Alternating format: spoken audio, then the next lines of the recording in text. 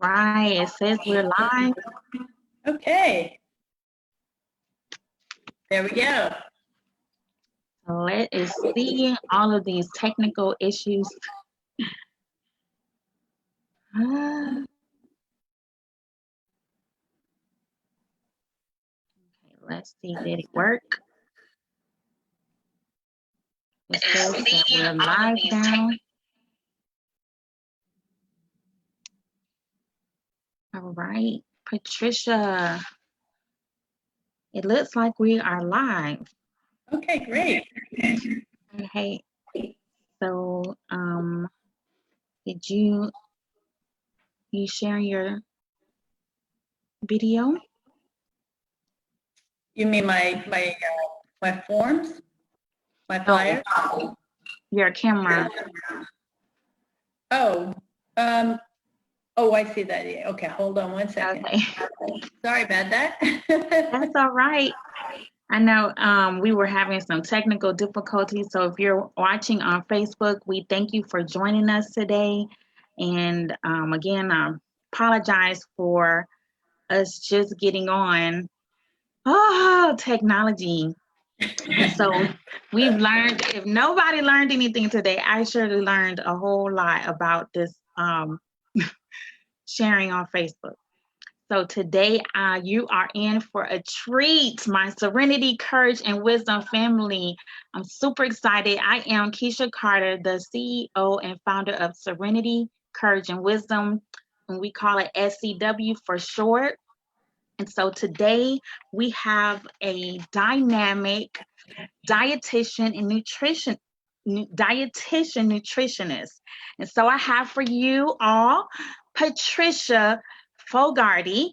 She has a BS degree, her bachelor's degree from Cornell University, and a master's degree in nutrition from the University of Bridgeport, Connecticut.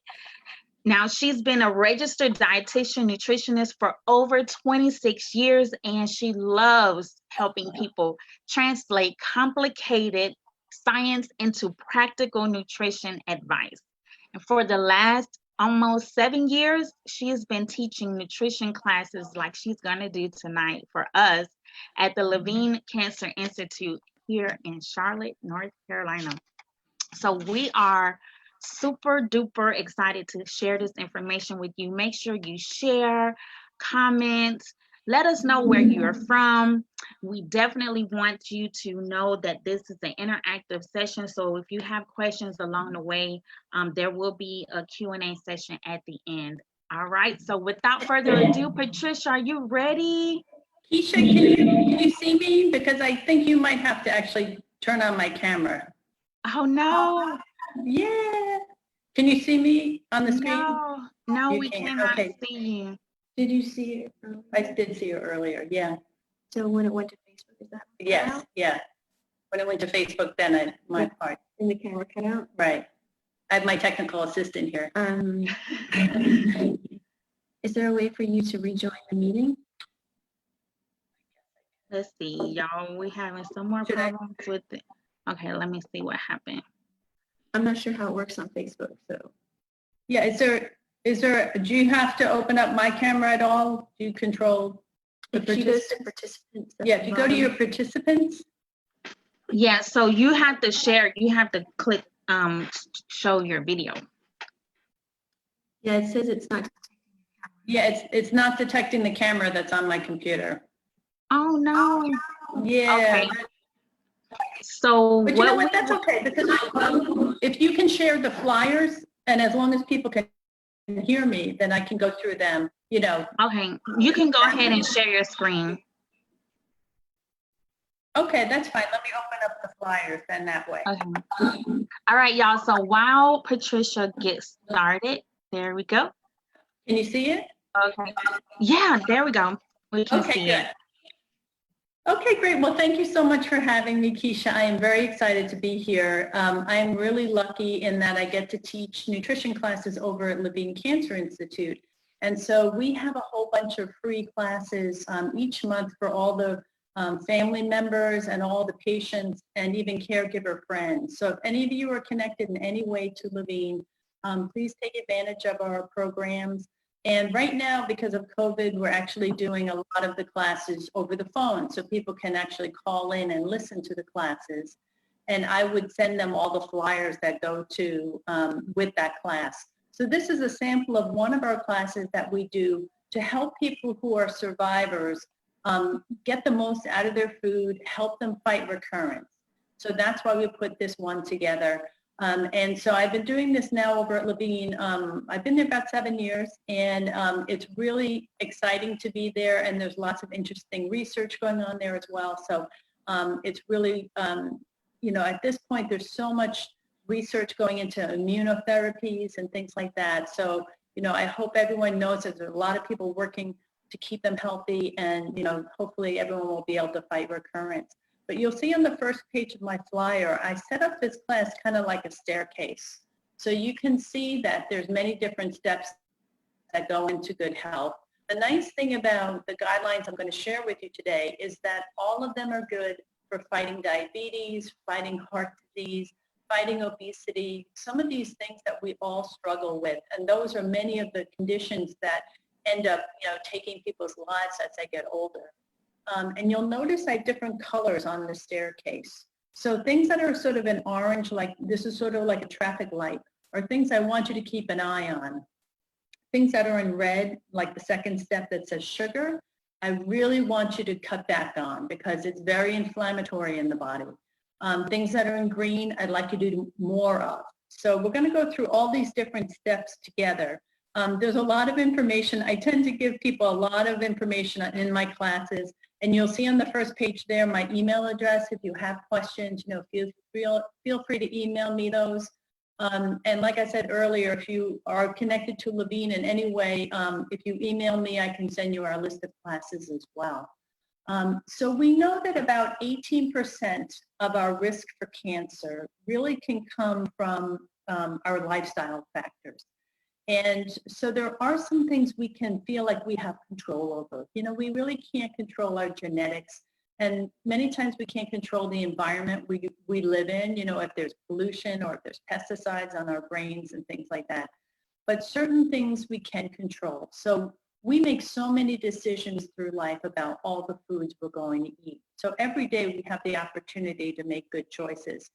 And so we really need to think about what we're eating. We need to try to get a little bit of exercise, and we certainly can try not to smoke and not to drink too much.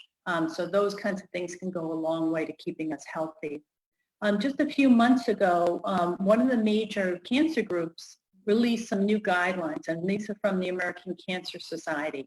So you'll see a nice link on page 1 of the handout. So if you want to go to their full report, you can click right on there. But before we get into nutrition, I really want to give a really big boost to exercise. And I'm going to be honest, I like to joke around, but I'm going to be very honest. I really don't want to exercise. So I really force myself to do it. And the reason is it really is powerful and it's really good for us. We should be doing something every day for at least 30 minutes. And that will go a long way to keeping our heart healthy, helping us keep our weight in a healthy range. And even if it's dancing around your living room, that's fine. You know, we really just want to get the heart rate up so that we're burning some calories and keeping moving. And I don't know about you, but I feel like I'm sitting around a lot more these days working from home. And so you really should try to get up every hour and walk around for at least 2 minutes just to get the circulation going as well. So that's the first thing I'd say about exercise. And luckily, you know, there's lots of good free things online on YouTube for exercise videos. Levine Cancer Institute Facebook page has some great links to some of our exercise videos that our exercise physiologists have put together. So take advantage of that. It's there and available to anyone who's interested. So let's talk about food for a second. And I know if you've looked on the internet, it's incredibly confusing. And there's lots of people trying to sell you stuff that really is not going to work. Unfortunately, there's no magic foods. There's really no magic bullets when it comes to, you know, foods that are going to keep us healthy. We need a variety of different foods. So we need things like protein to build our immune system and make us grow nice hair and muscles. We need carbohydrates like grains and fruits and vegetables for energy. And then, of course, we need some healthy fat to keep our skin healthy too and just make the hormones in our body. So we want to eat the right amounts of different foods. But unfortunately, over the last 30, 40 years, there's been a lot of changes in our food system. And when you go to the grocery store, you're going to notice a lot of processed things. So I'd really like you to try to shop the perimeter of the store the most. So spend time getting fruits and vegetables from that section. Get some fresh meats or fish if you can, go back that way. Get some low-fat dairy products. All these things tend to be on the outside aisles of the store.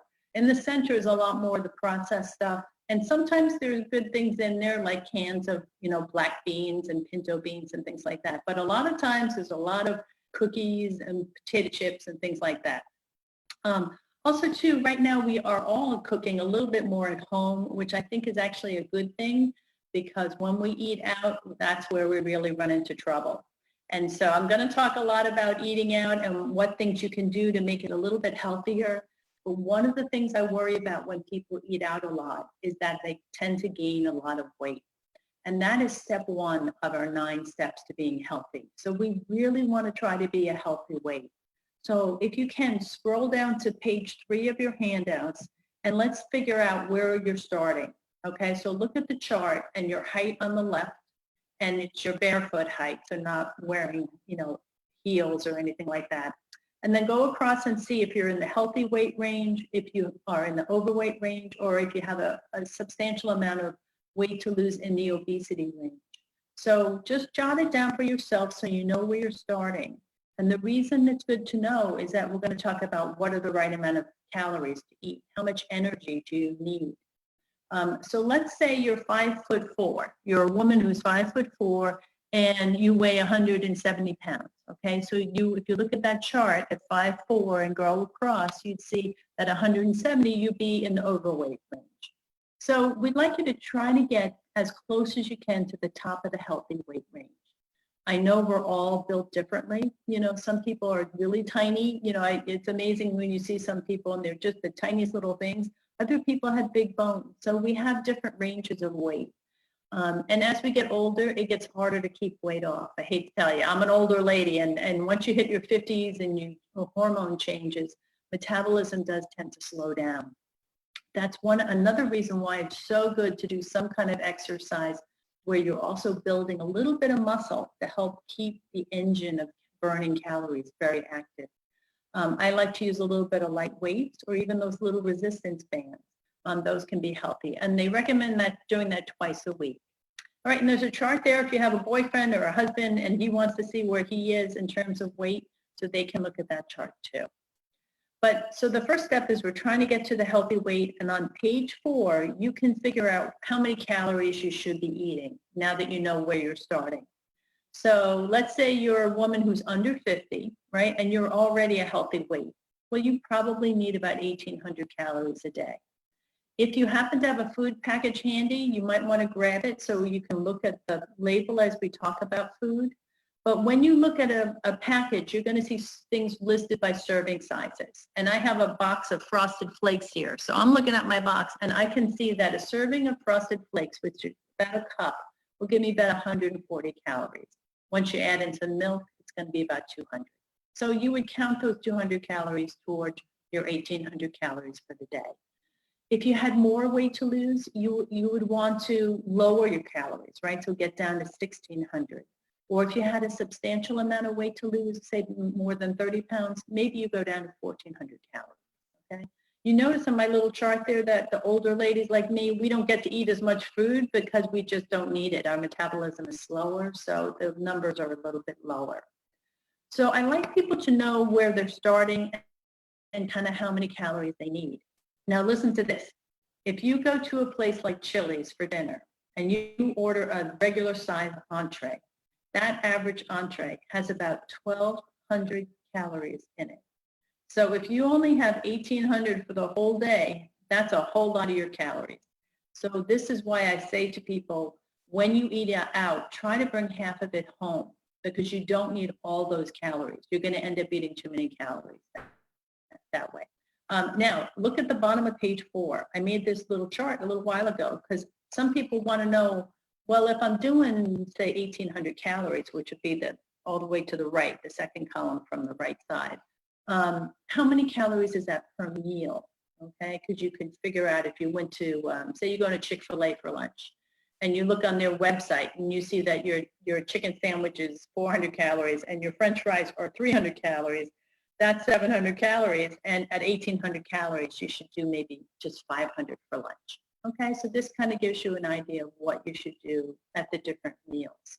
You can have snacks, but you just want to keep them under control. And again, I really want you to start looking at your packages and see how many calories are in servings.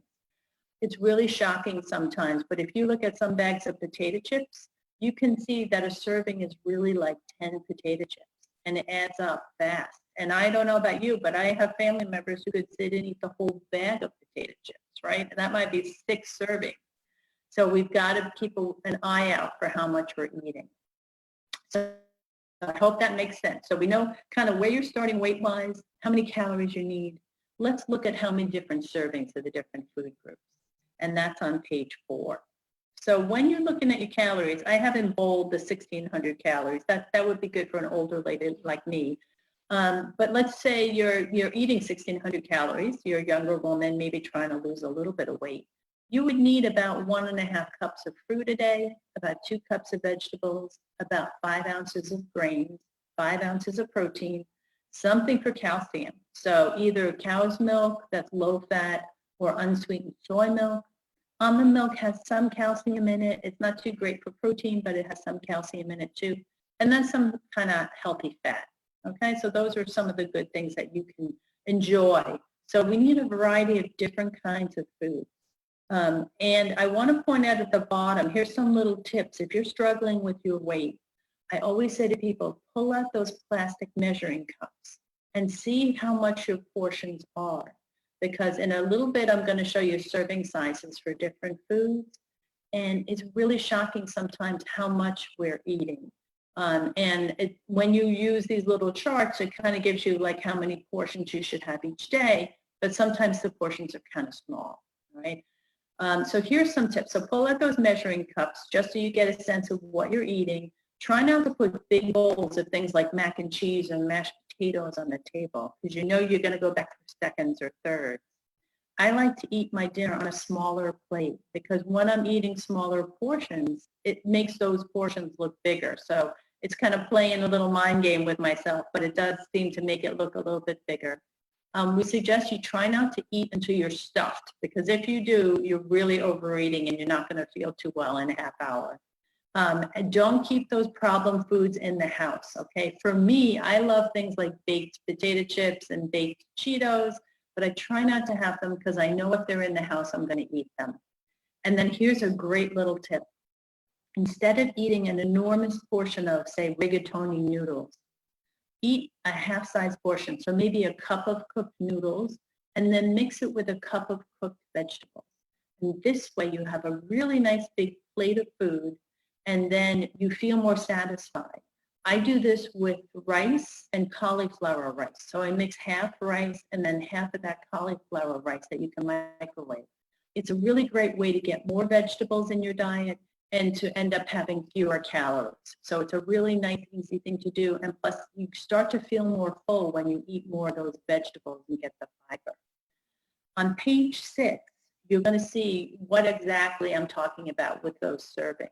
Okay, so you'll see different kinds of fruit, what the serving sizes are, vegetables, grains, those sorts of things. A couple of tips for you. Look at the fruit. Okay, so you can have a medium apple, which would equal a cup of fruit, or you could only have 2 tablespoons of raisins. So raisins, any dried fruit like cranberries or raisins are really packed with calories. So make the servings really small and try not to drink juice. Okay, a little bit of orange juice, like 4 ounces would be fine, but no more than that because fruit juice is packed with lots of sugar, even though it's natural sugar. You don't need all that extra sugar. And it would probably take about 3 apples to make the size of a small apple juice if you went to IHOP for lunch. So you wouldn't eat 3 apples at once, but it's very easy to drink that amount of juice, and it's just too much sugar and too many calories. Now, most Most of us are not eating enough vegetables, so an easy thing to do, just have one vegetable snack a day. Okay, so next time when you're at the grocery store and you're going down that produce section, I want you to look for the bags of baby carrots, grab some cucumbers, slice them up, or get some of those nice little mini peppers. Those are delicious. Those are packed with healthy, what we call phytochemicals that are good for you. And they're really sweet and delicious. So make one snack a day, a vegetable snack. You can have a little bit of hummus with it, which is like a chickpea spread, or maybe a little low-fat ranch dressing. But that will go a long way to just getting a little extra vegetables in you. And also to try to do a vegetable at lunch and then do at least 2 vegetables at dinner. So right there, you got 4 servings, fantastic. And most of us are, we're pretty good at eating our fruit and drinking a little bit of fruit juice. So we don't need too much encouragement with that. But the vegetables, I know a lot of people struggle with. Now, most of us are women. We love our bread and our crackers and rolls and pasta and things like that. So look at the size of the servings within the grains. They're very small. So you really want to keep an eye on having not too much of the pasta and the rice. You can have it, but try to keep the portions kind of small and watch all those servings of bread. And in this group, we do include potatoes and green peas and corn because they're very starchy. So those are some areas that most of us are eating a little bit too much of. Now, I'd like you to take a look at the palm of your hand, and that is about 4 ounces of meat or fish. That's protein, okay? So that's a good size serving. You need about 1 good serving a day. If you don't like to do meat or fish, you can do eggs. If you're vegetarian, you can have tofu. You can even use peanut butter as long as you're making sure you're not taking huge mounds of peanut butter, right? Just 2 level tablespoons. And I really encourage you, if you like beans, like pinto beans, black beans, those sorts of things, try to enjoy them several times a week. They are really, really good for you. And they're very filling and just a great source of protein that's very low fat. And as I mentioned before, we're looking for about 1,000 milligrams of calcium a day. If you're a woman under 50, that's a lot of calcium. And if you're older like I am, it's 1,200 milligrams. That's a lot of calcium. It's hard to get that if you're not doing some dairy products or you're not doing something where they've added calcium to it, like unsweetened soy milk. So try to include a little bit of like low-fat cheeses if you can. I love the Cabot brand. They have some very good low-fat cheese. And you've probably seen those little round blue cheeses at the grocery store, the Baby Bells. They sell them at Costco too. Those are very good and low fat. So, having a serving of cheese as a snack is a good healthy snack. But you can also have yogurt as long as it doesn't have too much sugar in it, and things like cottage cheese as well. Now, in terms of fats, now notice at the bottom of my list of fat equivalents, you're going to get about 3 fats a day, and that's not a lot of fat. We know that people who tend to have more muscle, less fat, tend to do better in terms of fighting recurrence. So this ties in with the whole weight thing. We know that when people can get to a healthier weight, it helps them fight recurrence. And so fat is very, very concentrated in calories. And so if you put a lot of butter on your toast or use a lot of cream cheese or eat big portions of avocados or use a lot of oil when you cook, you're giving yourself a lot of calories. So watch the portions of those. I like to use a little like a heart-healthy spread like Smart Balance on my toast. And I should have mentioned at the beginning, but I do not get money from any food company. So if I mention brands, it's just because I use them and like them. I'm not getting any kind of money back from them or anything. Make sure you're picking a low-fat mayonnaise and a low-fat dressing for your salad. I can't tell you how many people I've seen go to the salad bar, pick out a beautiful salad, and then destroy it with all of the dressing. And they're probably getting like 500 calories of a dressing on their salad. So just keep it to 1 or 2 tablespoons at the most of a low-fat dressing and enjoy them, but be careful with the dressings. Now, nuts are very, very good for you. So if you like pistachios and cashews and all those kinds of things, they're really good, but they're really high in calories. So I gave you a list here at the bottom of page 6. How many nuts should you keep yourself to if you're having nuts as a snack? So a little bit of almonds, like 14 almonds would be good. You could have 30 of those little pistachios. but don't overdo it with the nuts because they really are very, very high in calories. But they're very, very good for you, but we just got to be careful about that. So that's the first step. Okay, now if you are struggling with your weight, I have to say some things can be very helpful. Things like my FitnessPal app, the Lose It app, both of those are very helpful for, you can put in your calories and you can put your foods in and it can actually help you calculate what you're eating. Some people do very well with that. Other people just like to write down their foods and go to a website like Calorie King.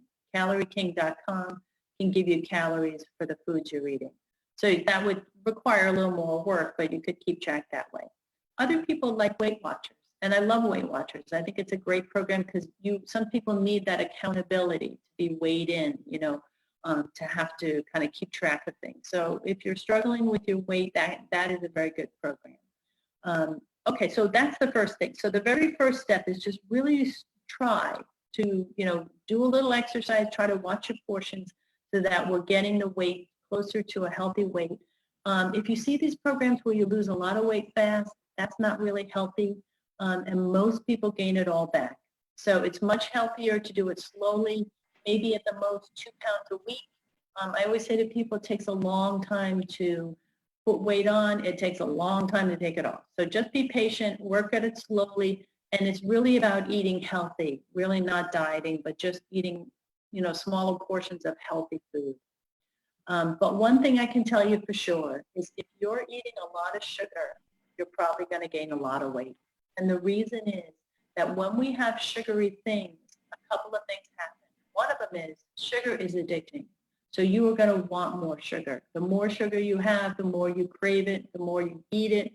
And once you are really met your calorie needs, all that sugar is going to be stored as fat. So it really is very unhealthy. And we know that extra fat can lead to developing prediabetes, diabetes. And that's one of the things that they're looking at now as contributing to cancer. So this very sort of unstable high blood glucose levels, insulin levels that, are supposed to be helping with that really don't work well when we gain a lot of weight. So one of the things they're saying is really watch your sugar. So what we recommend to people, this is on page 7 of your handout, no more than 6 teaspoons a day of any kind of sweetener that's in your food or that you add to your food. So Pat, yes. I want to interrupt for just a second for a question. Of course. For step 1, being that you have, cancer survivors who are going to be, tuning in, and step 1 is all about weight. One of the things that I know with some of the treatments that we have, you have, weight loss and then you have weight gain based on, depending on the type of treatment that you have.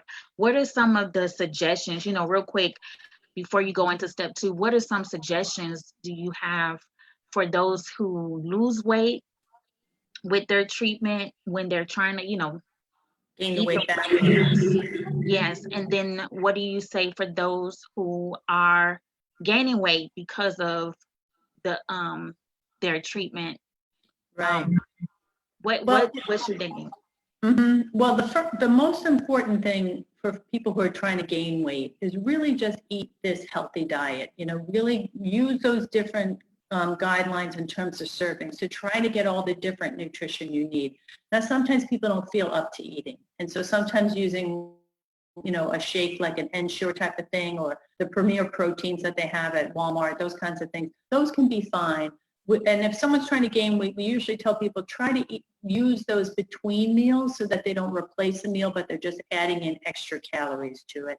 Sometimes adding extra fat to things like adding extra butter to or heart healthy spread to your toast, those kinds of things. The fat is the easiest way to get more calories in a concentrated form. So sort of basically everything I just told people to help them lose weight, you would do the opposite for if you're trying to gain weight.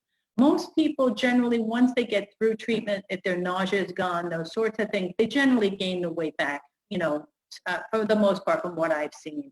It's really when people may have, they're in the throes of active cancer and they're maybe getting that cachexia, those kinds of things.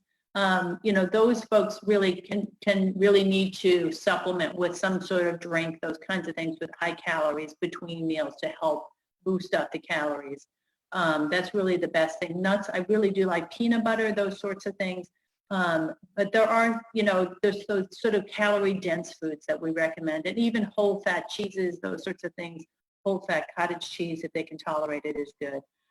Now, in terms of the weight loss things, you know, I've kind of touched on sort of the basics of it. With the treatments, okay, so if someone's on like something like Arimidex or tamoxifen for breast cancer, you know, because their estrogen levels are too high, sometimes when we lower estrogen levels, that can sort of mess up the metabolism a little bit and make it easier to gain weight. So it really becomes a thing where people really have to watch their portions and they really have to exercise. Fatigue in treatment is they've shown through research that even just walking a little bit, I know it sounds counterintuitive, but it does seem to help with that sort of fatigue.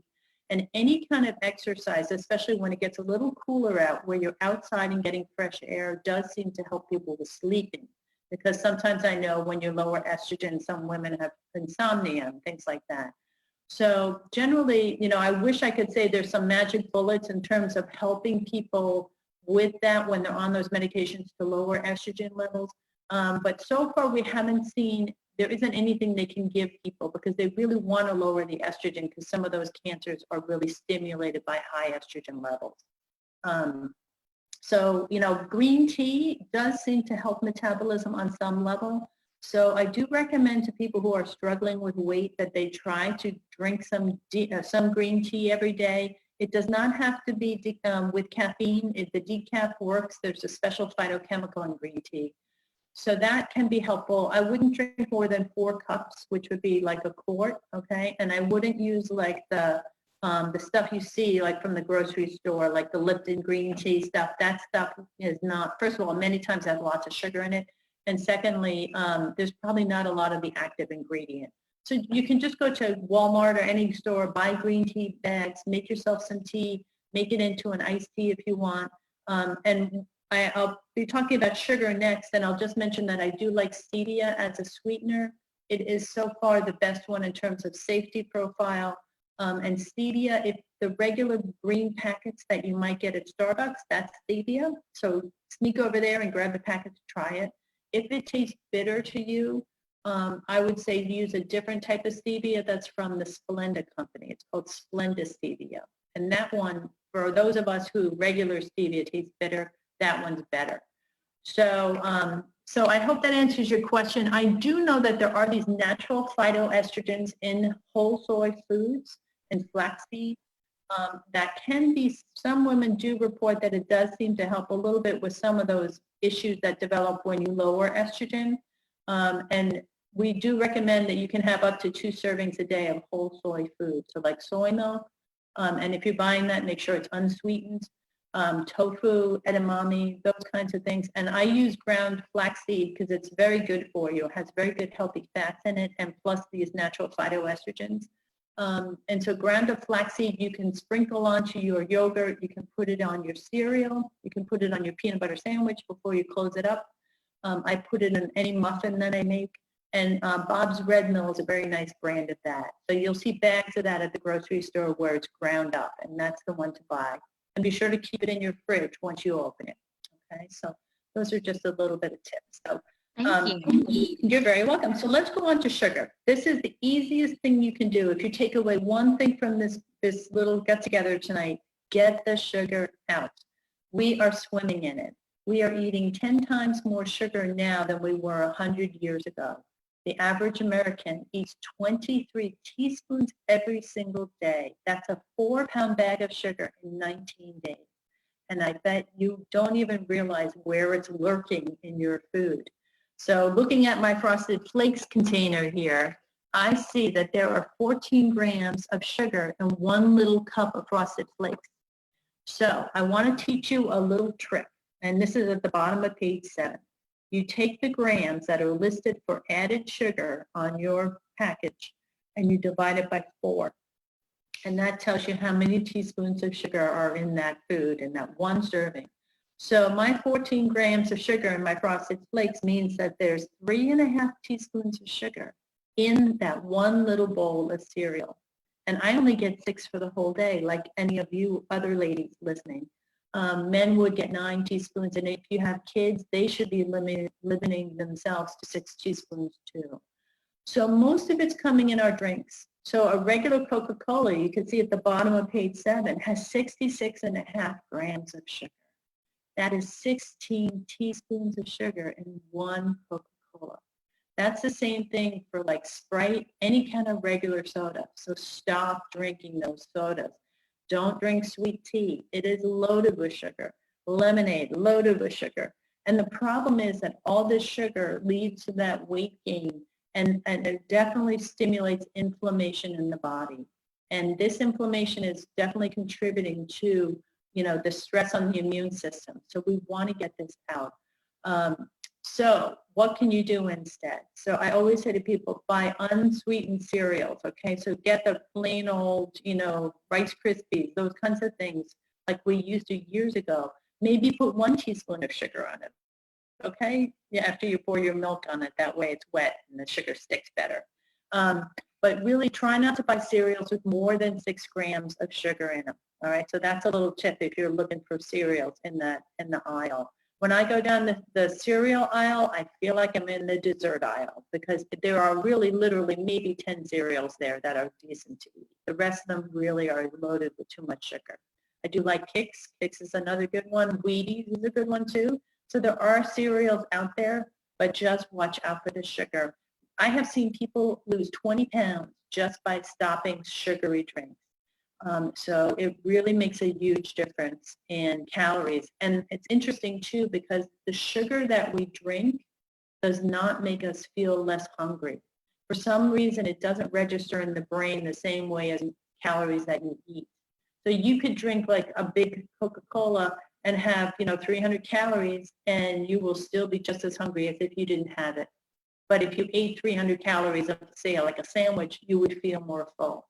So this is why sometimes people really just load up on lots of extra calories that aren't giving them anything good in there. Now, in terms of diet sweeteners, like I said, if you want to have the occasional Diet Coke, those kinds of things, having 1 or 2 of those things a day is fine. There is no connection to cancer. I'm not going to say I love them because sometimes they seem to be messing up a bit in terms of how we taste things. So if you get used to those super sweet sweeteners like Sweet and Low, when you go to use sugar, it doesn't taste sweet enough. So we kind of get used to the super sweet taste. Another thing I don't like is that sometimes they seem to be affecting the good bacteria in our intestinal tract. So I usually say to people, I prefer you use stevia. And if you like stevia, go ahead, use it. I haven't seen any bad, research about that yet. I don't want you drinking all diet drinks though. I want you to have every single day at least a quart of plain old water, okay? So put some lemon slices in it or cucumber slices, or if you don't like to drink water, put some mint leaves in there, just something so that you're getting plain water every day to help clean out your kidneys and keep your body healthy. Okay, and also too, I didn't put it on this flyer, but in terms of sugar, barbecue sauce, some of them have 3 teaspoons of sugar. My lasagna I had a few weeks ago from Walmart, I tasted it and I thought, boy, this tastes kind of sweet. And then I looked at the label. It had 2 teaspoons of sugar. And that was crazy. Why do they put sugar in my lasagna? They have pasta sauces, those kinds of things. So pay attention and watch out for those baked beans, okay? Baked beans are loaded with it too. So let's move on to step 3. Okay, so now we know we're going to try to get to a healthy weight. We're going to get that sugar out. And we're going to try to get more fiber in our diet. And fiber is only found in plant foods, okay? So you will not find fiber in meat, fish, or fats like oils or butter. It's only in fruits and vegetables, nuts, seeds, whole grains. Fiber is fantastic. It helps you feel more full. It can help lower cholesterol. It can help your body deal with any sugar that might be in your meal. And best of all, it helps you go to the bathroom well. And it's the food that those good bacteria in your intestinal tract love to eat. So if you try to go on a ketogenic diet that everybody's talking about right now, guess what? You're not feeding your good bacteria. and I guarantee you, you're probably going to have trouble going to the bathroom after a week or two. So when you're looking for breads and crackers, things like that, I want you to look for 3 grams of fiber or more per serving. So don't be fooled by words like whole wheat or wheat flour. Go look at the numbers under carbohydrates. You'll see fiber listed. And on my Frosted Flakes, it doesn't even have 1 gram of fiber. It's horrible for fiber. So I'd like you to try to get cereals, things like that, that have 3 grams or more.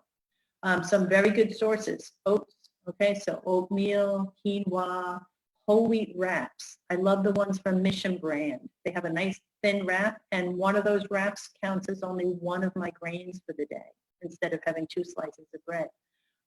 Barley, if you've never cooked with barley, it's delicious. It's really good. And you can use flaxseed, you can use chia seeds.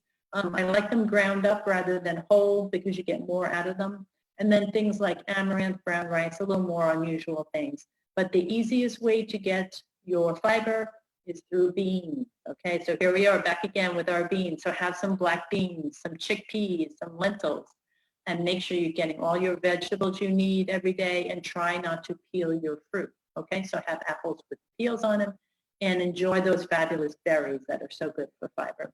So we're looking to try to get about at least 20 grams a day. And when you're doing your fiber, please make sure you drink a little extra water, because if you eat a lot of fiber and you don't drink enough water, you're going to be a little uncomfortable in your intestines. Okay, so make sure you do it slowly. Don't go crazy tomorrow and eat, lots and lots of bran flakes and whole wheat bread. Maybe add 1 new food a week and then drink a little bit more water. Now let's go down and look at fat, and this is on page 8. All right, now fat we know is very concentrated in calories, and so it adds up quickly in terms of those calorie counts we're looking at. You can find all the fat information on your boxes of products, okay? So you can see how much fat is in things. For most women, I would say we should keep to about 50 grams or so a day. For men, about 60. And that will give you a good amount of calories, but not too many. The saturated fat is the kind that clogs up your arteries. And you'll see that on your food labels too. And I'm not a big fan of coconut oil because of the saturated fat. So if you're using a lot of coconut oil, I'd rather you use extra virgin olive oil or canola oil rather than the coconut oil, because, in Southeast Asia, where they use a lot of it, there's a lot of heart disease, and it's that saturated fat. So be careful, and when you're getting your meats, try to buy meats that are a little bit leaner. Take the skin off your chicken, and with your fish and those, don't fry them. Please try to bake them or grill them, and watch out for palm oil too. That's another very saturated fat. Now, I like to use some of those healthy choice type lunches to heat up for lunch. So when you're looking at like a frozen lunch kind of thing, make sure it doesn't have more than 12 grams of fat per serving, total fat. And when you're getting your snacks, like say you want to get something to snack on, don't have more than 4 grams of fat in your snack, okay, in your 1 serving of your snack. So, stick with things like pretzels or popcorn that's lower fat. Trader Joe's makes an incredible air-popped popcorn that's delicious. And there's one that I see sometimes at Marshall's. It's just funny to say, but there's another brand called Half Naked Popcorn, and it's very good. And I love popcorn because it's got lots of fiber in it too. But most popcorn is loaded with fat, so I normally don't recommend people eat regular popcorn from most brands. But in terms of fat, don't do what the Pioneer lady does in her cooking shows. And she pours all that fat in her skillet, and then she cooks up all this fatty meat. I want you to use your nonstick skillet and pull out just a teaspoon or 2 of oil when you're cooking. And like I said, olive oil is very good for low temperature cooking. When you're doing anything over 400 degrees, use canola or avocado or grapeseed oil. Those are better for high temperature, like roasting things. And I gave you some brands that were done a few years ago. Consumer Laboratories indicated these extra virgin olive oils were pure and good ones, so I put those on there for you. And all of that was on the bottom of page 8. So any questions before we go on to step 5? Everybody okay? I know this is a lot to think about. Now you can see why I write out all these handouts, because there's no way you could remember all this. It's just nice to be able to have it and look at it later. And, you know, every few weeks, maybe pull it out again and refresh your memory about things. I will tell you, yes. I was just gonna say I will have this document uploaded on the website so that people can access it later. Oh, great. As well as this video. Mm-hmm. Great, that's beautiful. And also too, I just would ask you, please don't reproduce them, okay? You know, it's for your own use, and because this is from Levine Cancer Institute, we don't want people using it, you know, for businesses and things like that. Now, I will tell you, as someone who reads research all the time, the big exciting research in terms of nutrition is really all with the plant foods. So fruits and vegetables and whole grains. And looking for the colors. So we really want different colors in your shopping cart. So don't buy everything purple or blue. Don't buy everything green. Get a mixture of different colors, because when you see those darker colors, particularly like in onions, the red onions have the most of these powerful phytochemicals. There are 4,000 of these chemicals that are in there that are good for you. They're helping your body in many, many different ways, and we're just starting to appreciate them. So I really try to get different things, and don't be afraid to cook vegetables, okay? Certain types of vegetables like carrots and tomatoes, you actually get a little bit more out of the nutrition when you cook them. So have a mixture of raw and cooked things, but I don't recommend boiling your vegetables, okay? So don't put your cabbage in a big pot of water and boil it, because you're going to lose some of these phytochemicals. So I like steaming, I like stir frying, sauteing in your skillet with just a little bit of oil or a little bit of broth, or microwaving. Any of those are fine. And roasting is fine as well.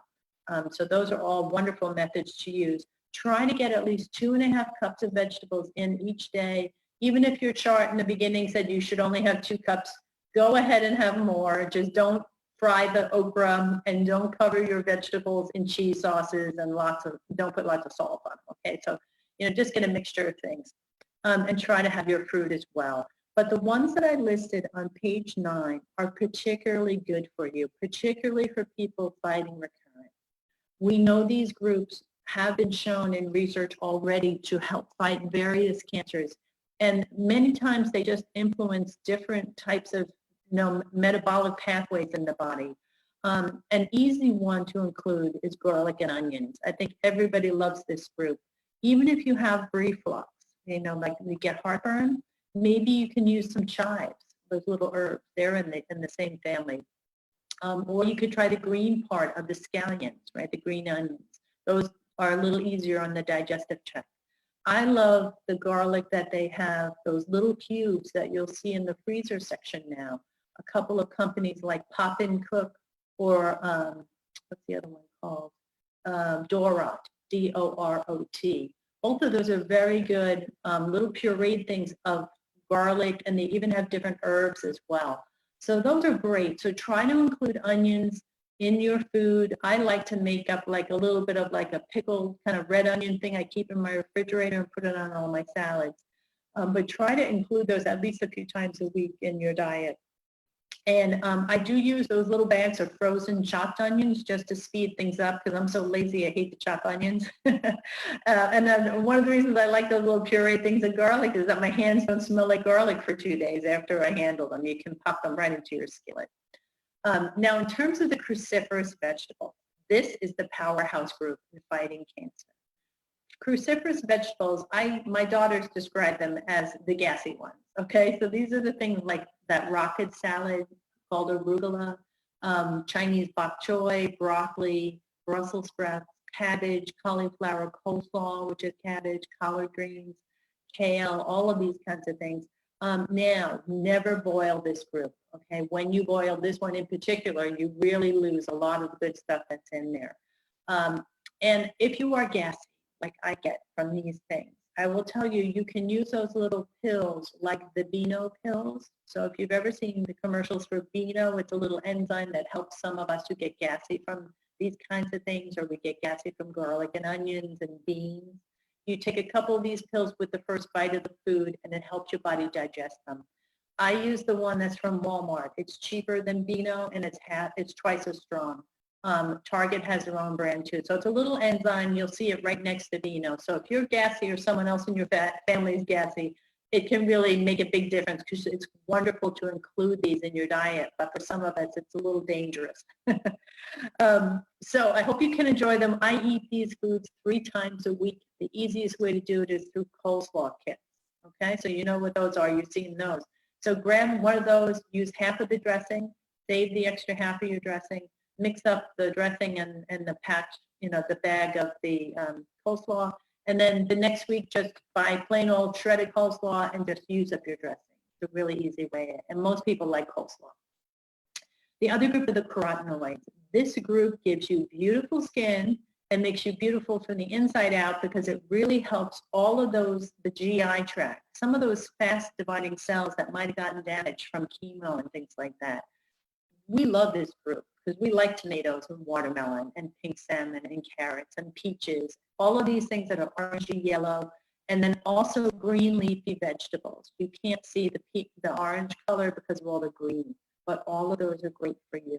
This is one of the reasons why I like people to eat eggs, because eggs have a lutein, which is one of these phytochemicals in them, and they actually help your eyes get protected from the sun. So these things are wonderful for you, so enjoy those as well.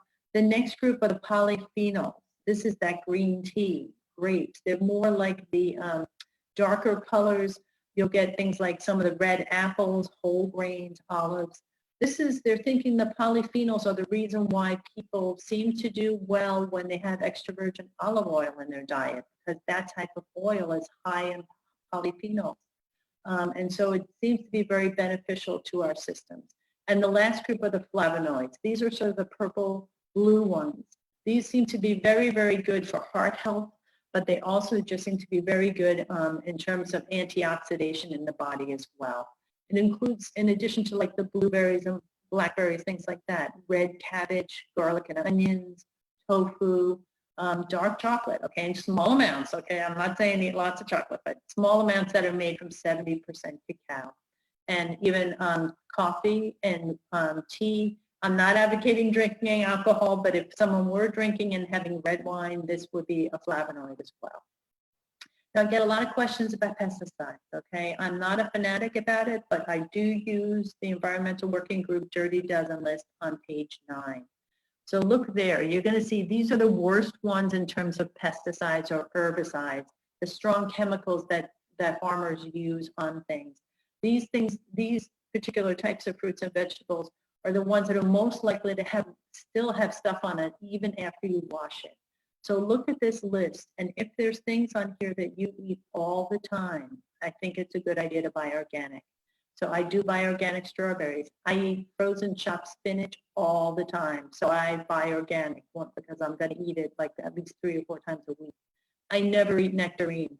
So if Keesha gave me a nectarine, I wouldn't care if it was organic because I never eat them. So once in a blue moon, that's fine. But if it's something you eat all the time, then go ahead and buy organic if you can.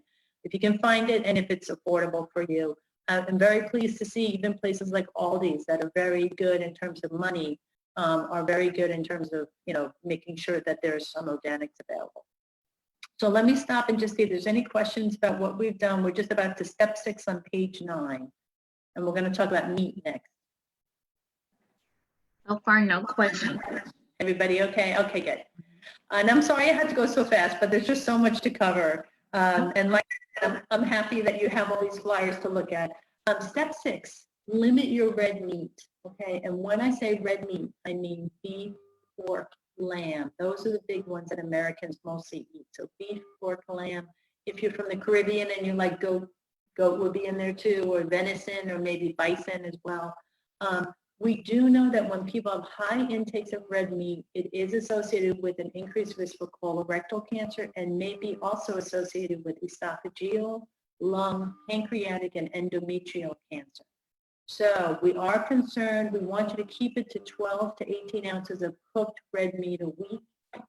And if you look at the palm of your hand, remember that was about 4 ounces. So I would say three servings a week of a small serving like that. That's about it. Okay, so try not to overdo it with the bacon and the smoked sausages, the pork sausages, and the ground beef and the steak and those kinds of things.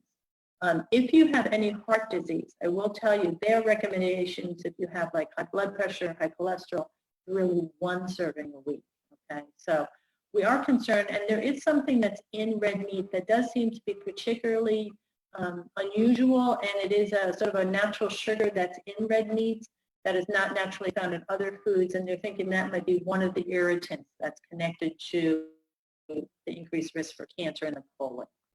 So those are just some things. I really more prefer people do more chicken, more fish.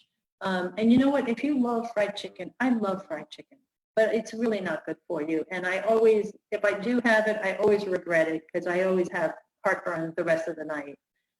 There are some really good products now that you can buy that you bake in the oven, or you can put in your air fryer if you like an air fryer, that, you know, really have that same kind of crunch and that wonderful batter and that sort of thing, but you're not getting the same kind of fat. Because fried food, I will tell you, there is research to show, they've shown already, that when you cook things in reused cooking oil, at least in mice so far, they have shown that it actually made breast cancer cells in the mice metastasize. There's something that chemically happens to that oil when it's heated at those super high temperatures and then over and over again, which is really what every restaurant does. They may change it, you know, every few weeks or so, but it's really not fresh oil. So I really don't recommend fried food. And so we do recommend, if you like fish, to try to do a little bit of the pink wild-caught salmon. Walmart has very good prices on that because I know fish can get expensive. You can even use some of the chicken of the sea, the little pouches and things like that to make salmon salad. Tuna fish is good. I can't eat sardines, they're too fishy, but sardines and trout are good for you too. Cod is another fish that's not too fishy, which is great. And if you have a Trader Joe's near you, they have very good baked cod in the freezer section. That's good. And then, of course, we're always encouraging people to do more plant-based protein. And so we definitely want you to be careful. And the next thing, so this one we're sort of just saying, watch it, don't use too much of this. If you like recipes that use like ground beef, try to switch over to ground turkey. When I do like ground turkey, I usually mix in like beans as well. So this way I'm cutting down on the amount of meat everybody's getting. And I do love to have cheese raviolis. And the ones at Walmart in the freezer section are really good. And actually, if you keep to 1 serving and just use a little bit of like a pesto sauce or like a nice tomato sauce, they can be a very healthy dinner. So try maybe once a week to do a dinner that doesn't have meat in it, you know, just to have some variety. And refried bean tacos are always good too. Now, step 7 though. Okay, so I asked you to be careful with not too much red meat. But now there's a type of meat, it's one big umbrella of a group of processed meats that we really want you to try to get out of your diet, okay? This is what we call processed meats. It includes smoked products, not just meats, but all smoked products and charred meat. What is the problem with this? Well, in the meat, like if you pick up a deli meat, like a turkey, a deli turkey, most of the time you're going to see sodium nitrite on the label. That is not healthy. It really is connected to several different types of cancer. We really don't want people using that. And sometimes you might be tempted to buy the other products that are made with cell-reduced powder or cell-reduced extract. They are no healthier for you. They still have their own form of that sodium nitrite in it. So it's not a better option. But luckily, there are products you can buy. So look at the list on page 9. These are deli meats, some of them at Aldi's, some of them at the grocery store, some at Walmart, that are just made with sea salt. Okay, you're going to have to look at your labels carefully. But if you look at the label, you don't want sodium nitrite, you don't want to have cultured cell-reduced powder or just anything with cell-reduced powder. But if it's just made with sea salt, go right ahead and enjoy it. That's fine to use. I can tell you I have not found any hot dog except for the Applegate Farms organic chicken one.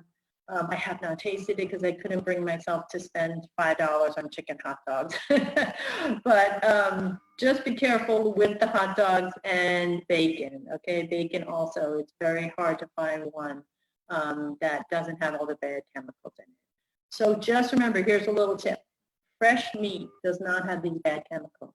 So you're better off with like chicken breast, right? Or you're better off with a fresh sausage than you are something that is, processed and stored to sit on the shelf in the grocery store. A lot of the breakfast sausages are fine. So you'll see some of the Butterball, some of those frozen sausages don't have the bad stuff in it. And some of the fresh sausages don't either. So fresh meat is always going to be preferable to a meat that is, they've tried to extend the life of it. You particularly see this like with pepperoni. Okay, those cured meats tend to have a lot of that bad stuff in it. So that's the one thing. Now, the second group we're worried about is stuff that has smoke. Okay, so things that have been smoked, like smoked ham, smoked turkey, smoked cheeses, smoked nuts, even smoked sauce, like the Cajun sauce, maybe you put in your greens, right? Those things, smoke contains a carcinogen called PAHs. This is at the top of page 10. And so we don't want that in our diet. Now, I'm going to admit, once in a blue moon, I love to get this dish they make at the Thai restaurant I go to, where I know that there's smoke seasoning in it. I can taste it. So once in a blue moon, okay, but don't have this as a regular part of your diet. And when you're grilling, I really want you to be careful. I'm going to give you some tips in a minute. When you're out there, don't make lots of smoke. So we want you to just cook it on the lowest temperature you can and not generate a lot of smoke, because in there are these carcinogens. And also, too, that applies to everything. So vegetables, meats, anything that has smoke on it or smoke added to it. I see it a lot in barbecue things. I see it in spice packets. I was looking at a mesquite grilling packet from McCormick. That had smoke flavoring in it. So I wouldn't buy those. The other problem can be when you char meat or fish. So this only applies to things that have muscles, okay? So a meat or fish out on your grill and you really char that and you blacken the outside, that is forming a different carcinogen.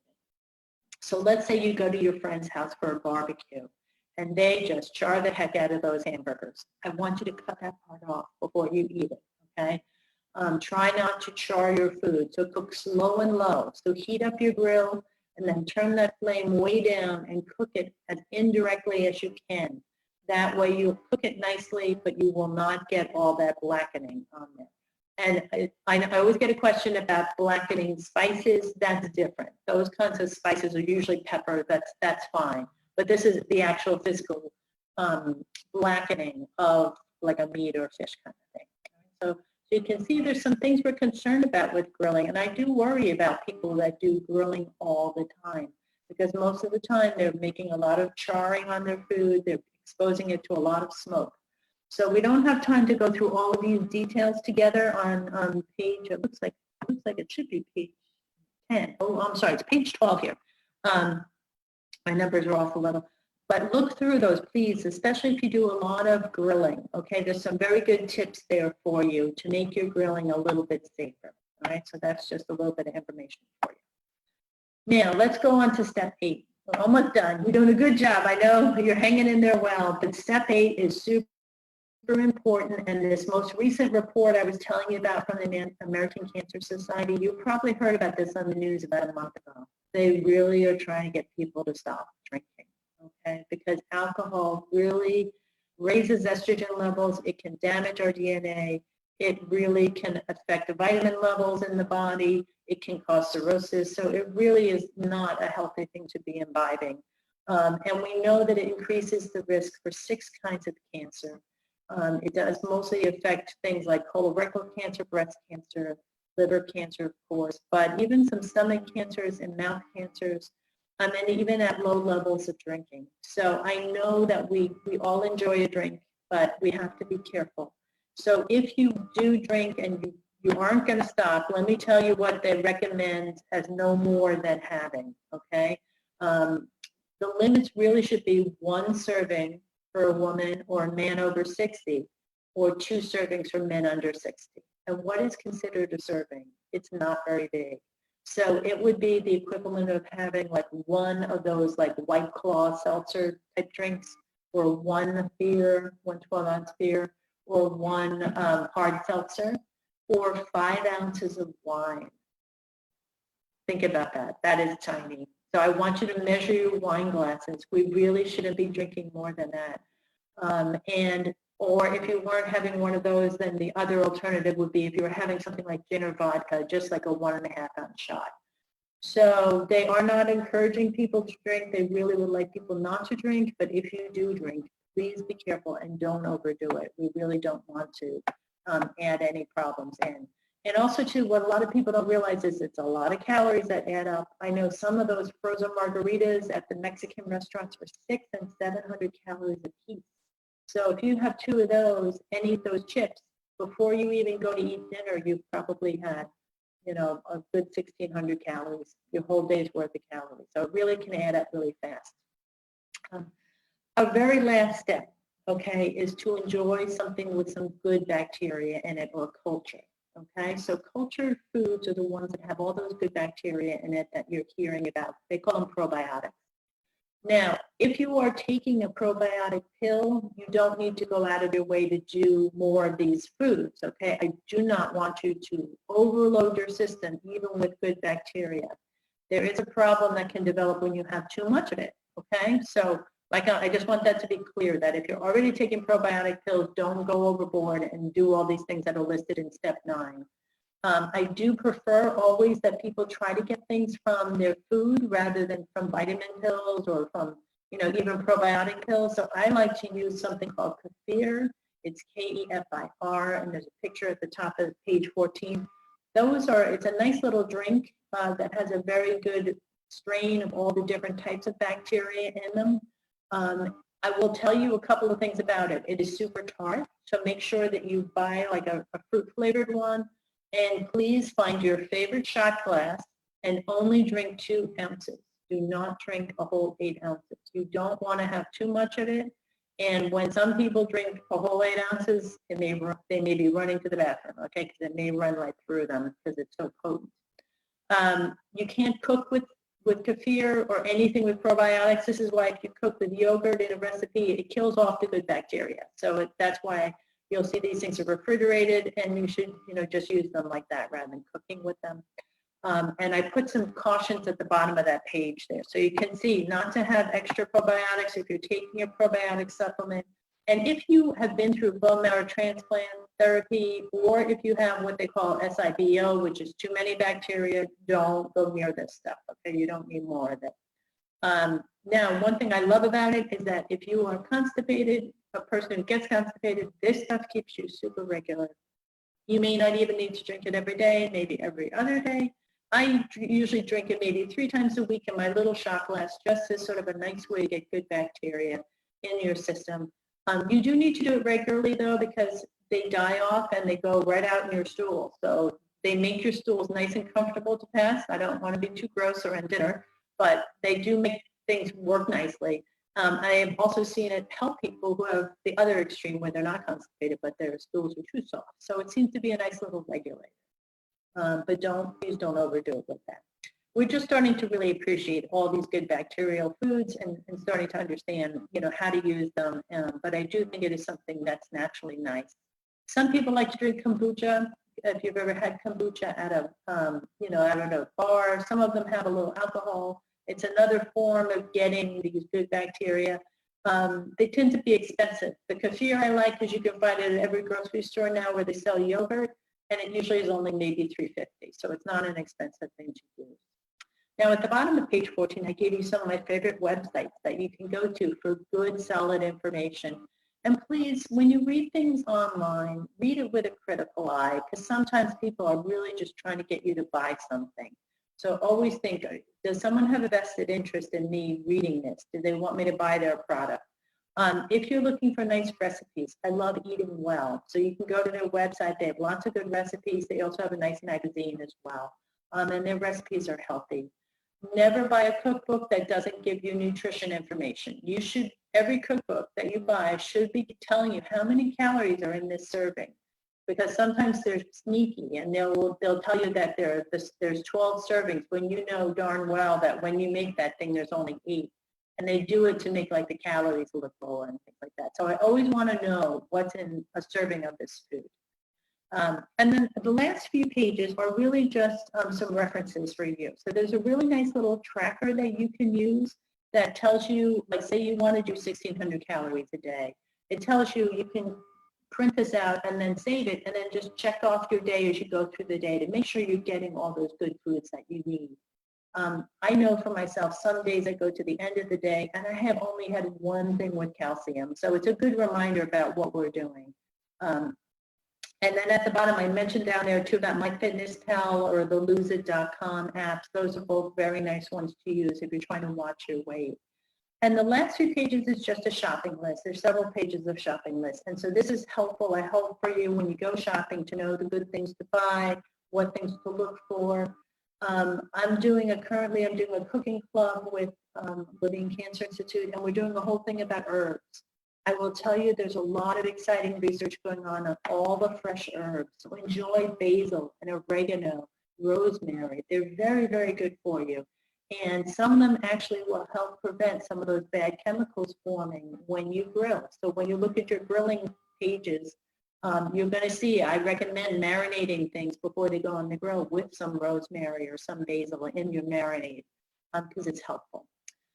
So let me just open it up to questions now. I know we're running out of time for the evening, but anything you're wondering about or? That was a lot of good information for us to take away from today's presentation. I don't have any live questions at this time. Okay. Well, if anyone thinks of questions, Keesha, they can, if they want to email you and then they can, or email me directly. Either way, I'm happy to answer questions. All right. So let's see. Are you able to share your video now? I know we were having trouble. Yeah, no? It's still having trouble there. So I can see you, but unfortunately I can't. Okay. All right. So one of the things that I know several of the ladies that I spoke with, had some questions about their nutrition with cancer treatment.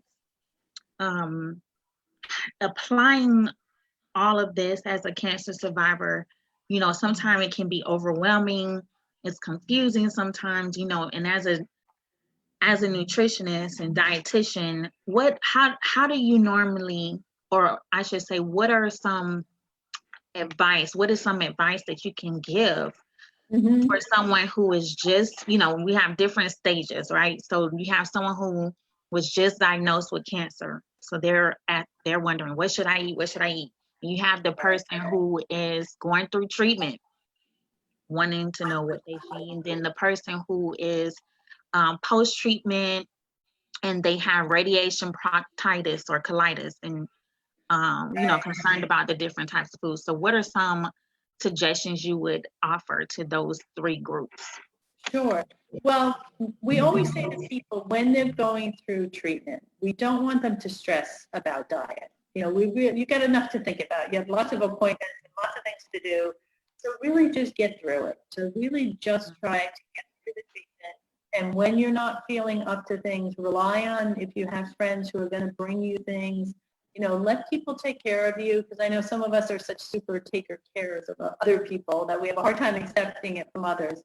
But try to let other people help you, and don't be afraid to just eat what you can to get through it. Okay, we don't really need to do anything special during treatment. The only group we are a little cautious about is the breast cancer patients, because when they're going through that treatment and they're doing the estrogen reducing things, some of those things, because they may influence estrogen levels and metabolism, we want them to pay extra careful attention to not overeating. Would that coincide with the ovarian cancer? Yeah, if they're survivors too? Right. Yeah, if they're put on the same kinds of medicines to lower. So if they're put on tamoxifen or they're put on Arimidex or any of those things that are lowering the estrogen level, it can affect the metabolism. But it is so important to use those medicines because they're very, very effective. So we don't want to scare people away from them, out of the fear that they might gain a few pounds. But we do want them to know that they do need to be extra careful. And when they feel up to it, they need to do something with where they're moving.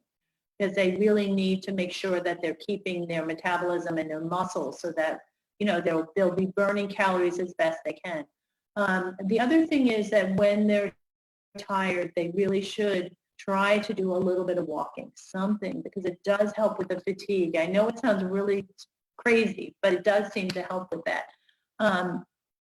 And then also too, there may be days where they don't feel like eating, but when they feel like eating, try not to just use it as an opportunity to like go crazy and eat all the wrong kinds of foods, because your body still needs the nutrition. So you're still looking for protein, it's still looking for some fiber and things like that, because there's that temptation, oh, I haven't eaten in 2 days, now I can eat whatever I want to eat. So you kind of need to be careful about that. Now, if people are having treatment-related problems, at Levine, like we have a whole host. I'm the only one that does the classes that are geared more for when people are finished. But we have different dietitians assigned to the different areas. So like we may have someone who works with gynecological cancer, someone who works with lung cancer.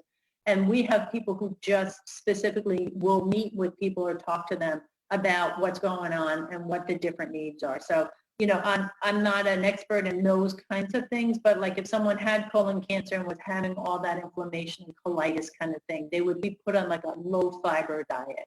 So there are specific diets for different kinds of treatments, those kinds of things. So it kind of depends on their diagnoses. And, we always encourage people, don't be shy. So if you're going through treatment and having trouble, talk to the nurse in your infusion area or whatever and ask for the dietitian, because they will set things up like that. If people are going to other facilities and they have, most cancer centers have at least one dietitian. At where I work, I think we have 7 or 8. But, most places have at least one person. So you should be able to get someone to give you some advice about, what things would be helpful for that. And sometimes people do need to use those drinks. I mean, we have a whole cabinet filled of things that they give people samples of to try when they're going through treatment, depending on their diagnosis, because maybe they need a supplement to help them keep their weight on. It's particularly hard for people who have like head and neck cancer where maybe they have to take out their esophagus, and they can't eat for months. So those people are usually tube fed, so they have special tubes that are in their stomach area that they put food into. And so then the survivorship is really kind of where I come in. So when people are finishing up, moving forward, how do you know what's good? So that's what my classes are for. But I would tell you, if you don't have access to Levine, go to the American Cancer Society website like the ones I listed, and also I love American Institute for Cancer Research. That website is very practical, very consumer friendly. And they have nice recipes on there too. So there's lots of good, solid places to go if you don't have access to someone, like classes like we do. So that can be helpful. Do you recommend for someone who is having trouble with either their diet or with their colon, do you recommend them to juice or the vegan diet? Right. There's many ways to eat well, and people can do vegan, but generally the vegan diet, which for those of you who don't know, it would be a plant-based entirely diet. So you wouldn't be doing any meat, fish, dairy products, eggs, those kinds of things. So those kinds of diets tend to be very high in fiber because you're relying on lots of beans, you're relying on lentils and lots of fruits and vegetables. So for most people who are having colon issues or rectal issues or those kinds of things, that would not be a good diet for them. They're usually putting them on a very kind of low fiber diet. So that's just something they need to be aware about. So I hope that kind of addresses what you were asking. It surely does, and it makes a lot of sense because with radiation colitis, you go from one spectrum to the other with diarrhea to constipation, and it's very uncomfortable or frustrating, trying to figure out what should I eat. Right. And the thing to remember too is that it may be a temporary thing. Like maybe once you've gone through radiation and you're having that colitis, for maybe a few months, you may really have to watch fiber. And then as the intestinal tract heals and all those tissues heal, you may be able to slowly reintroduce fiber into your diet. So, sometimes it's just a temporary thing. And, these treatments are so important to do, but, they sometimes have side effects. And one thing I didn't put in your packet of materials that I will mention to anyone who's currently in treatment, please do not take high doses of supplements, okay? Things that are what we would call antioxidants. So vitamin A, vitamin C, vitamin E, okay? Because when you think about it, things like radiation and chemotherapy are oxidizing treatments. So they work best as being oxidizers. So if you're taking lots of vitamins and things like that, way above, like say a multivitamin, you may be working against your treatment. So the doctors normally tell people, please don't take lots of extra supplements while you're going through treatment. Because I know sometimes cancer patients get a little panicked and they're like, oh, I want to, I'm going to take lots of vitamins and, make my body better. But it's not necessarily true. And it may actually work against your treatment. So it's not recommended to take it, lots of things. Always talk to your doctor about what you're taking. Tell them everything you're taking so they have a big picture. But, from everything I have seen at this point, they're still saying it's okay to take a multivitamin as long as it has like 100% of the recommended level. So check your vitamins and make sure you're not taking anything that has like 1,000% of vitamin C in there, okay? Okay. Yeah, it's a good thing to know. So like another question that I know some of us have experienced and during treatment and even post-treatment is a nausea. What do you recommend for dealing with that? Right. Well, there are medications. So if it's sort of a chronic thing and you're going to be on treatment for quite a while, you can talk to your doctor because there are some medications to help with that. Sometimes too, people will do like before they do treatment, they may get a little medication to help fight if they get like, a certain amount of nausea right away or those kinds of things. So definitely talk to the doctor because there definitely are things they can help you with medication.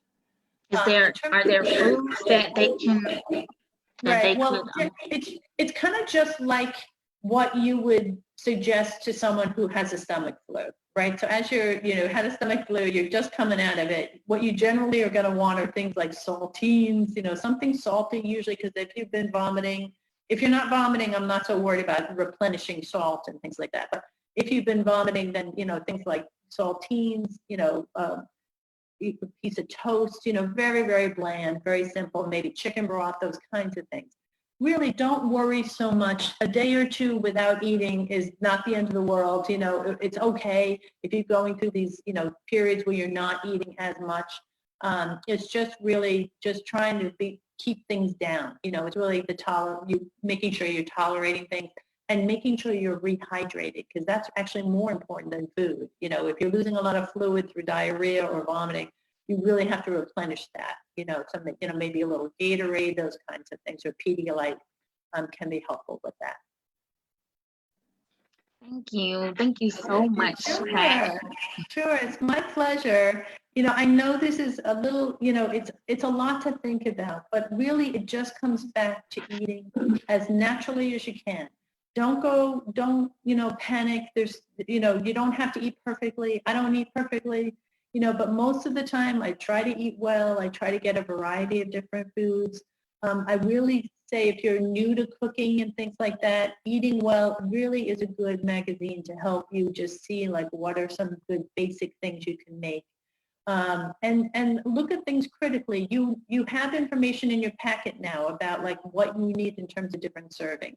So when you're looking at your dinner, make sure you've got some vegetables there, and make sure you got something with protein and maybe a little bit of some kind of grain, so just try to picture your plate and get maybe a third of each thing on there. And so that way you're not overdoing anything. And the important thing is enjoy your food. Food should be enjoyable. And the thing too, I think for some people when they have cancer, food is one of the few things they feel they have control over. Okay, so sometimes I see people go a little too extreme. They want to go vegan because they feel like that's going to save them or that's going to make them healthier.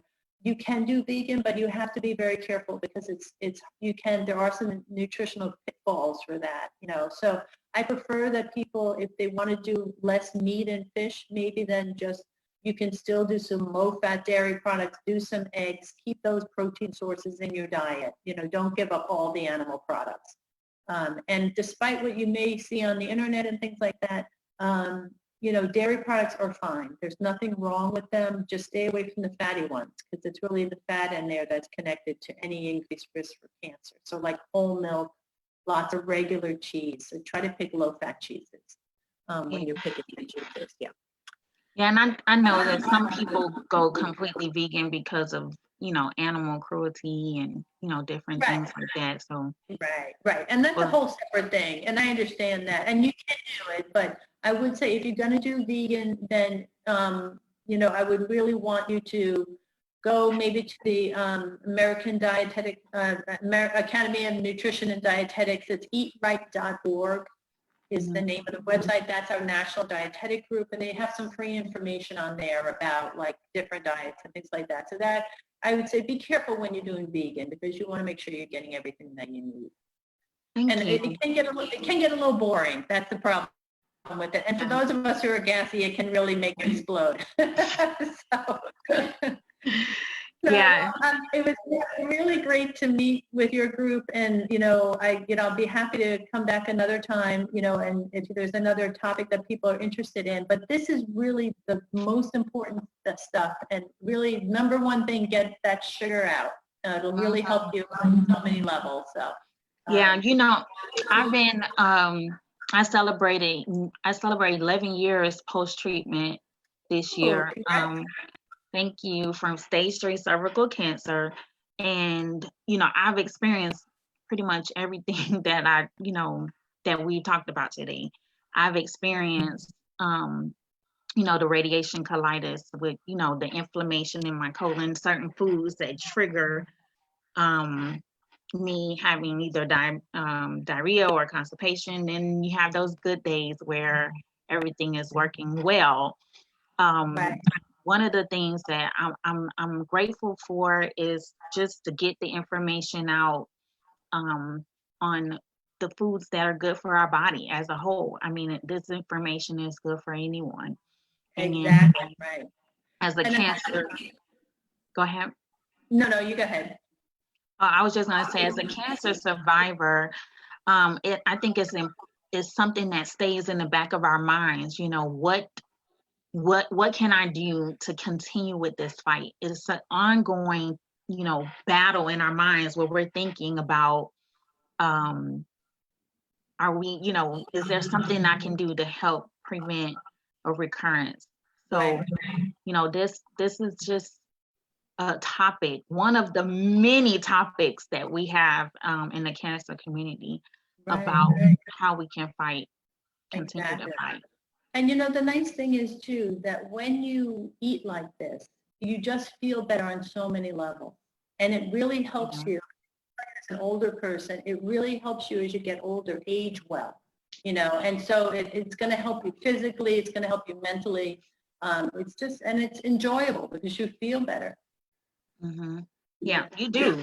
I can honestly say when I eat different, especially taking the sugar out of my diet or having less amounts of sugar in my diet, I have less inflammation in my body, less back pain, because I still have back pain from the radiation treatment that I had. I have less fatigue, so it definitely plays a role in how we feel. The more sugar you have, the more likely you're going to be having some issues in some way or another, in one way or another. And the more you're going to want of it. That's the hard part too. It really is addicting. So I get a lot of questions about cravings, and I tell people, you know what? Just cut back on it, and slowly you are not going to be looking for it as much. It's just really that simple. It really is. You really will. Your cravings will reduce. So it really will make a difference. Yeah. If there are no other questions, I'll just say good night for tonight. And thank you so much for having me, and blessings to everybody. I really wish everyone renewed health and stay healthy during all this other crazy stuff. All right. And I just have one question before you go, sure. Pat. If there's one thing that you, out of all of the 9 nutrition steps for survivors, what is one thing you leave your patients with before they leave your class? Well, I think the most important thing is the idea that there's no magic bullet, that it really is a variety of different healthy foods. The more unprocessed you can eat, the better. You know, it doesn't mean everything, you have to make everything from scratch, but just try to get things that have the fiber in it, don't have too much sugar, but stop those sugary drinks. But that is the number one thing. And I really believe that all this sugar that we are having now has really contributed to all the weight gain over the last 20, 30 years. That plus our portions have just gotten so much bigger. And, you know, for you young people who are listening, if you talk to your parents, they'll remember going to a diner and getting a tiny little muffin, you know, for a blueberry muffin, whereas today they look like they're on steroids. It's like the size of 4 or 5 muffins. So that's the most important thing too. Just watch your portions, eat a variety of healthy foods, and get that sugar down to the 6 teaspoons a day from all your sources. And that will go such a long way for good health. Awesome. Awesome. Thank you, Pat. Okay. We have had Pat Fogarty, a wellness dietitian from Levine Cancer Institute today. Thank you again for joining us. If you want to get this great information, we will be posting this on our website. It's SCAWinc.org. I will be posting it in the comment section. If you have other questions, you can post below. You can send us an email. It's inform.me@scotinc.org. It's inform.me, and that's at SCAWinc.org. We want to hear from you. We want you to know that we're here for you along this journey. As a survivor myself, I know what it's like to have someone who understands, who gets it, you know. So continue to follow us. I have so much more in store for you. We have more special guests coming your way. So thank you again. Please share, like, and comment. Have a wonderful evening. Bye. Bye.